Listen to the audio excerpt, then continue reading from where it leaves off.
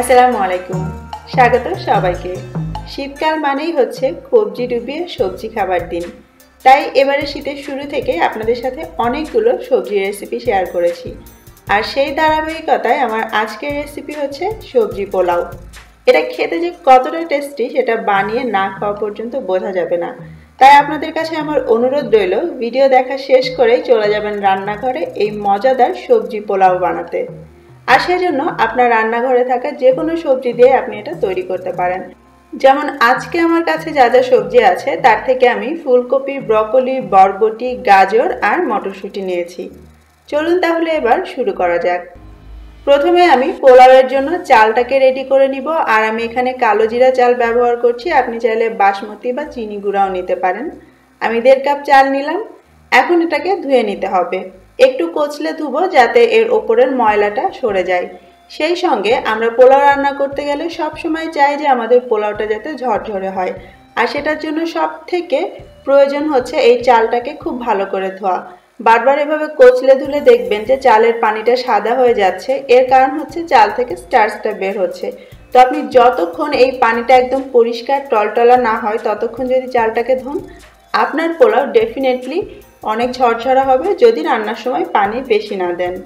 তারপরে পানিটা নিংড়ে নিয়ে এইভাবে একটা ছাঁকনির উপরে ছড়িয়ে দিতে হবে। এতে করে এক্সট্রা পানি ঝরে যাবে এবং বাতাসে চালগুলো শুকিয়ে যাবে। এবারে রান্নার পালা। চুলায় মিডিয়াম আঁচে একটা বড় ছড়ানো পাত্র নিয়ে তাতে আমি 1/3 কাপের মতো দিয়ে দিলাম বাটার। আর বাটারটাকে আমি ছোট টুকরো করে কেটেছি যাতে এটা তাড়াতাড়ি গলে যায় এবং মিল্ক সলিডটা পুড়ে না যায়। আপনি চাইলে কিন্তু এর পরিবর্তে ঘি দিতে পারেন, তবে আমি আপনাদেরকে অনুরোধ করব যে এই রান্নাটা তেল দিয়ে না করতে, তাহলে আপনি অনেক মজার একটা পোলাও রান্না করতে পারবেন। যখন বাটারটা গলে যাবে তখন আমি এর মধ্যে একটা তেজপাতা দিয়ে দিলাম। আর দিচ্ছি কিছু গোটা গরম মশলা, এলাচ, দারচিনি, লবঙ্গ, আর দিয়েছি একটু শাহি জিরা, চাইলে নর্মাল জিরাও দেওয়া যাবে। নেড়ে চেড়ে একটুখানি ফোড়ন তুলে নিয়ে তারপরে এর মধ্যে আমি দিয়ে দিচ্ছি পেঁয়াজ কুচি 1/3 কাপ। তারপরে পেঁয়াজটাকে আমি একটু ভেজে নিব। খুব বেশি লালচে করব না, সোনালি করে ভাজলে সেটার কালার থেকে কিন্তু পোলাওটাও কিছুটা লালচে হয়ে যাবে। তাই যখন অল্প এরকম একটু সোনালি আভা দেখা দিবে তখনই আমি এর মধ্যে 1 চা চামচ রসুন বাটা আর 1 টেবিল চামচ দিয়ে দিলাম আদা বাটা। সাথে 2 টেবিল চামচ দিয়ে দিচ্ছি বাদাম বাটা। আপনি কাজু বা কাঠবাদাম যে কোনো একটা বাদাম এখানে ব্যবহার করতে পারেন। তারপরে এই সব কিছু 1 মিনিটের মতো মিডিয়াম আঁচে এইভাবে একটু ভুনে নিব যাতে করে এর কাঁচা গন্ধটা সরে যায়। তবে খেয়াল রাখবেন এগুলো যেন পুড়ে না যায়। যখন এটা ভুনা হয়ে যাবে তারপরে আমি এর মধ্যে দিয়ে দিচ্ছি 1/4 চা চামচ শাহি গরম মশলা এবং 1 চা চামচ লবণ। এই লবণটা কিন্তু শুধুমাত্র এখন দিচ্ছি সবজির জন্য, পুরোটা লবণ একবারে দিবেন না, তাহলে সবজিতে বেশি লবণ পড়ে যাবে। একটু নেড়ে চেড়ে মিশিয়ে নিব। তারপরে আমি এর মধ্যে দিয়ে দিচ্ছি 1/4 কাপ ফ্যাটানো টক দই। টক দই না থাকলে একটুখানি দুধ দিতে পারেন অথবা বাদও দিতে পারেন, তবে টক দই দিলে খুব সুন্দর একটা ক্রিমি ইফেক্ট আসবে। তারপরে এর মধ্যে আমি 2টা কাঁচা মরিচ চিড়ে এভাবে দিয়ে দিলাম যাতে ঝালটা ভালো মতো বের হতে পারে এবং এটাকে আবারও 1 মিনিট ধরে একটু কষিয়ে নিব। তারপরে আমি এর মধ্যে সেই সবজিগুলো দিয়ে দিচ্ছি, শুধুমাত্র মটরশুঁটি বাদে, এবং সব কিছুকে আমি ছোট করে কেটে নিয়েছি। যেহেতু চালের সঙ্গে রান্না হবে ছোট করে কাটলে দেখতে সুন্দর লাগবে। তারপর সবজির সাথে এই মশলা দিয়ে খুব ভালো করে কষিয়ে নিব 1.5 থেকে 2 মিনিট ধরে। খুব বেশি সময় ধরে রান্না করার দরকার নেই, তাহলে কিন্তু সবজির কালারগুলো আগেই নষ্ট হয়ে যাবে। আর চুলার আঁচটা এবারও মিডিয়ামে থাকবে। যখন এটা কষানো হয়ে যাবে তখন আমি এর মধ্যে সেই ধুয়ে নিংড়ে রাখা চালগুলো দিয়ে দিচ্ছি। দেখতেই পেলেন চালগুলো কিন্তু একদমই শুকিয়ে গেছে এবং ঝরঝরে হয়ে গিয়েছে। এভাবে করে করলে আপনার পোলাওটা কিন্তু অনেক ঝরঝরে হবে। তারপর চুলার আঁচটা মিডিয়াম লোতে করে দিয়ে আমি এই সবজির সঙ্গে চালটাকে খুব ভালো করে ভুনে নিব। চুলার আঁচটা খুব বেশি রাখবেন না, তাহলে নিচ থেকে মশলাগুলো পুড়ে যেতে থাকবে। আর আপনাকে অল্প আঁচে ততক্ষণ ধরে এটাকে ভুনে নিতে হবে যতক্ষণ না চালগুলো ওপর থেকে কিছুটা ট্রান্সপারেন্ট হয়ে যাচ্ছে। তারপরে এর মধ্যে পরিমাণ মতো পানি দিয়ে দিতে হবে। আমি 1.5 কাপ চাল নিয়েছিলাম, তার জন্য 3 কাপ পানি দিয়েছি। যদি নতুন চাল হয় তাহলে 3 কাপের থেকে একটু কম পানি দিবেন। তারপরে দিয়ে দিচ্ছি 1/4 কাপ গুঁড়ো দুধ। আপনি চাইলে পুরোটা লিকুইড দুধ দিয়েও করতে পারেন, আবার শুধু পানি দিয়েও করতে পারেন। আবার যদি আপনার কাছে নারকেল দুধ থাকে তাহলে এই পোলাওয়ের মধ্যে নারকেল দুধও ব্যবহার করতে পারেন, টেস্টটা কিন্তু অনেক মজার হবে। এইবারে একদম চুলার আঁচটা হাই করে দিয়ে আমি এটাকে বলক আসতে দিব।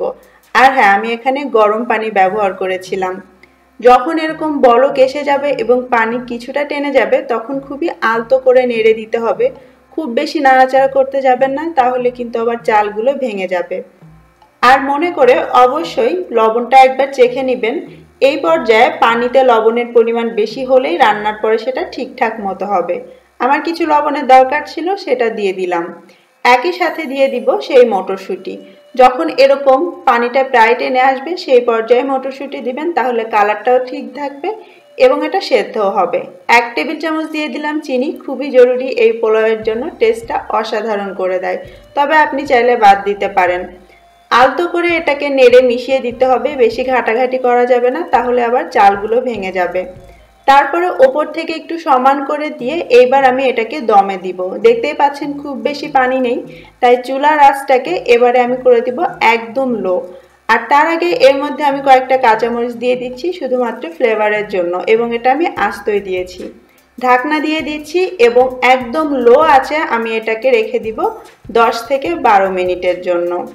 আর এর মাঝে কোনোভাবেই ঢাকনাটা খুলবেন না, তাহলে ভাপটা বের হয়ে যাবে আর চাল ঠিক মতো সেদ্ধ হবে না। 12 মিনিট পরে এবারে আমি ঢাকনাটা সরিয়ে নিচ্ছি। আমাদের পোলাও রান্না শেষ, চুলাটা আমি বন্ধ করে দিয়েছি। এবারে ওপর থেকে আমি একটু 1 টেবিল চামচের মতো লেবুর রস এভাবে ছিটিয়ে দিচ্ছি। এতে করে যেমন খুব সুন্দর একটা ফ্লেভার আসে, একই সাথে পোলাওটা রান্না হওয়ার সময় যে স্টার্চটা বের হয়েছে, যার কারণে পোলাওগুলো গায়ে গায়ে চিপকে আছে, সেটাও কিন্তু অনেকটাই কমিয়ে দিবে। তারপরে খুব সাবধানতার সাথে এইভাবে একটু আলতো করে উল্টে দিতে হবে, যাতে পোলাওগুলো ওপর নিচ হয়ে যায় এবং সবগুলো সমানভাবে তাপ পায়, না হলে কিন্তু নিচের গুলো তাপ পেতে পেতে বেশি নরম হয়ে যাবে। তারপর এটাকে আবারও ঢেকে দিতে হবে 5 মিনিটের জন্য, এবং এই 5 মিনিটে এই পোলাওয়ের গরমে বাকি পোলাওগুলো একদম পারফেক্টলি ডান হয়ে যাবে। দেখুন আর 5 মিনিট পরে এটা দেখতে আরো ঝরঝরে হয়ে গিয়েছে। এই তো হয়ে গেল একদম পারফেক্ট ঝরঝরে আর তার থেকেও বেশি মজার সবজি পোলাও। এখন আপনি এটাকে সার্ভ করতে পারেন আপনার পছন্দের কাবাব বা চপের সাথে, যেমন ধরুন ডিম আলুর চপ। তাছাড়া এটা খেতে এতটাই টেস্টি যে আপনি এমনি এমনিও খেতে পারবেন। আশা করছি আমার আজকের রেসিপি আপনাদের ভালো লেগেছে। কমেন্ট বক্সে আপনাদের সুন্দর সুন্দর কমেন্টের অপেক্ষায় রইলাম। আজকের মতো বিদায়, আল্লাহ হাফেজ।